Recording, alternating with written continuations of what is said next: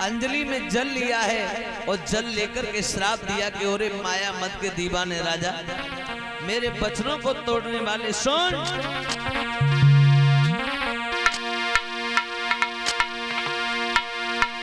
कि ओ माया मत के दीवाने,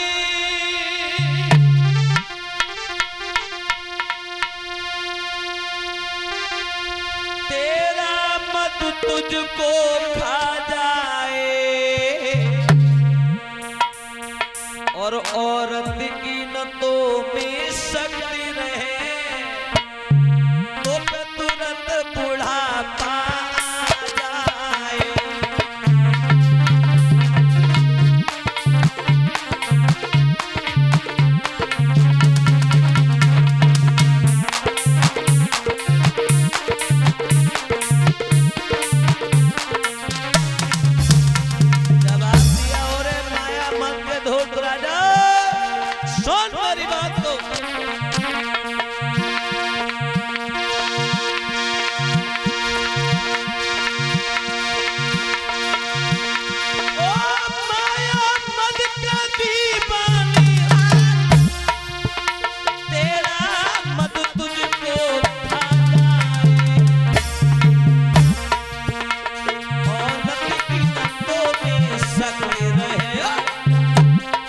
तुरंत बुढ़ापा आ जाए।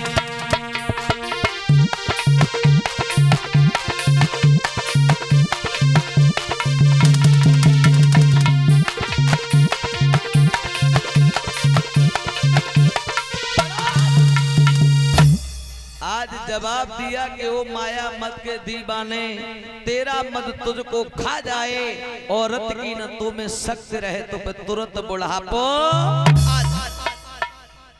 जो श्राप लगा है आज वो देवयानी लौट करके वापस आई और वापस जैसे ही आई तो दरवाजे के बाहर चारपाई पाई और चारपाई पे बुढ़ऊ लेटे रहे।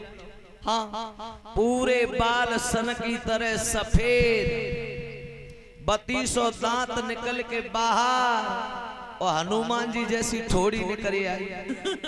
हाँ, और जैसे ही ठोड़ी निकल आई सो आज देवयानी ये से गई। देवयानी बोली, ए बुढ़े कौन है यहाँ पर मेरे दरवाजे पर आकर के चारपाई को ढा लिया, घर वालों को संपदा दे आया और हमारे घर के सामने अड्डा जमा लिया, शर्म नहीं आती तुझे? उठाए हाथ से भाग। महाराज आती कहां लगेगा पागल हो गई। तुम्हें ये नहीं मालूम है कि तुम बुढ़ा किसे कह रहे हैं? हमें बुढ़ा बता रही हो? रानी बोली, गलती है गई, आई एम सॉरी, मुझसे गलती हो गई, तुमसे तो बूढ़ा नौजवान कहना था हमें, हम तो बुढ़ा कह रहे हैं। गलती हो गई। अब एक बात बताओ, बुढ़े को बुढ़ा न कहूं तो फिर क्या कहूं? बोले आप बूढ़े कैसे हो गए? बोले अबे तो हम बुढ़े ही भाई, एक काम कर, एक बार और पापा के जोरा चली जा सो, अब की बूढ़े भाई अब की मरे ही धरे ले तू। सो आए रानी पहचान गई, आए प्रभु जी तो हमारे घर हमारे ही है और हम पे बड़ी भारी फूलो भाई। हाँ, बोले मैं बूढ़े पिया के साथ नहीं रहूंगी। एकदम से अंगुली को पकड़ा और आज अपने पति याति को लेकर के शुक्राचार्य के पास में आई। बोली पिताजी क्षमा कर देना, हमसे भूल हो गई और भारी भूल हो गई। हमारे पति जैसे थे ना, आप वैसे ही कर दो, आपसे हाथ जोड़ के निवेदन। महाराज शुक्राचार्य कहने लगे, लड़की पागल हो गई क्या? अरे तुझे ये नहीं मालूम है, जो एक बार श्राप लग जाता है वो लग गया, और तू ऐसे वापस चली आई जैसे परचूनी की दुकान पे से कोई सौदा लिया और वापस कर आओ। अब कुछ नहीं होगा, वापस चल। तब शुक्राचार्य ने एक बात कही, राजन मैंने जब तुम्हें समझाया था तो तुमने मेरे वचनों को तोड़ा क्यों? तो बोली शुक्राचार्य से बोले, महाराज याति मैंने नहीं तोड़ा प्रभु, जो धर्म ग्रंथ कहते हैं मैंने वही काम किया। क्या? बोले कहा है ना कि नारी रतिदा नहीं अधीना अरे देना धर्म बताया है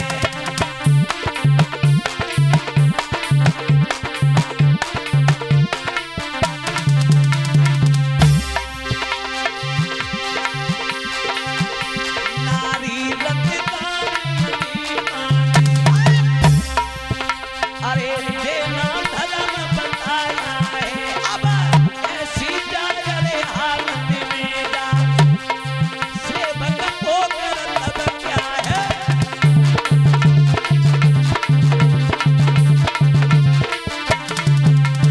और बोले सुनो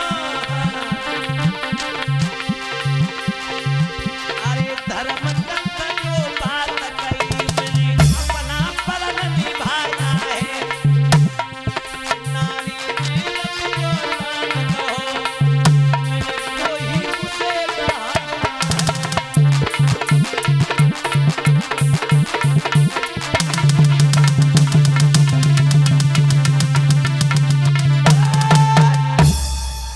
जवाब दिया है तुम्हें नहीं मालूम धर्म ग्रंथों में जो बताया है हमने वही कदम उठाया है हमने कुछ गलत नहीं किया जवाब दिया अगर तुमने कोई कार्य गलत नहीं किया है तो सुनो अब जाओ जिन पुत्रों को तुमने पैदा किया है उन पुत्रों के द्वारा या किसी हितु संबंधी सगे नातेदार के द्वारा अगर तुम्हें युवावस्था दोबारा से कोई देवे को तैयार है कोई अपनी जवानी को देने को तैयार हो जाए तो तुम पुनः 100 वर्षों के लिए दोबारा से जवान हो सकते हो इधर महाराज ययाति को देवयानी लेकर के महलों में आ गई हैं आज महाराज दरबार में गए तो दरबार में जाकर के अपने सगे संबंधी हितु नातेदार व 5 पुत्रों को बुला लिया और जो 5 को बुलाया तो 5 से बोले भैया